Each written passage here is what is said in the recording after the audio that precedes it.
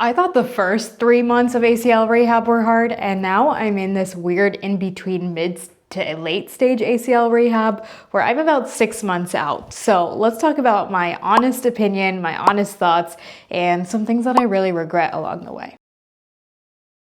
As an overview, overall my knee has been feeling really good. I honestly don't notice it day to day. I can go on walks, I can go to the grocery store, I can rush out the door. And so there's a lot of things that I can do, and the mental load of just waking up and figuring out your plan for the day around your surgery has reduced to where I can just live my days more freely. However, on the other hand, there's a lot of things that I'm still struggling with that are more mental battles than anything that I just wanted to talk about if you're in the same boat. One of the first things that I really have struggled with is just thinking I'm in the clear. I've been in this weird in-between stage where I'm not totally crippled like I was when I was learning to walk again. I had this big brace. Just getting on and off the toilet felt hard, but I'm also not operating how I was before the surgery. And it's created this weird kind of awkward stance in between where it's hard to explain to people that I am not totally healthy yet and I'm not there, but it's also been like 6 months. And for most people who have not been in this phase that you and I have been in, it's really hard to explain it and hard to understand it, so I don't blame them. However, it is still frustrating to explain like why I can't go back to my gym or why I'm not doing CrossFit or why I'm not able to run yet, because I'm still very much in the thick of things right now. As a reminder, you want to get to like 70 to 80% symmetry of strength on your ACL leg versus your unaffected side before you go into any kind of like jumping, running, hopping, skipping, all that stuff. One of the other big things that I kind of lost in the past 6 months was just having a routine. Obviously the first 3 months you're really just recovering and doing the basics, but after that it's kind of like finding this new normal and establishing your routines around that. For me personally, I really regret just not coming to terms with having a new routine and expecting myself to like do what I was doing before the surgery, because it kind of turned into this weird all or nothing mindset where if I wasn't going to the barbell gym and running at least 5 times a week, then what was the point of it all? And obviously that's not a healthy place to be in, but something I regret not doing is having almost like a dialed down perspective of what a routine could look like.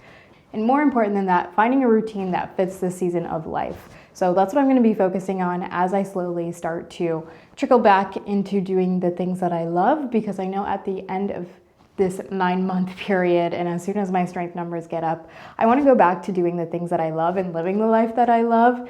And my last regret is really thinking I could get away with double leg exercises just because I'm able to do things like barbell front squats right now.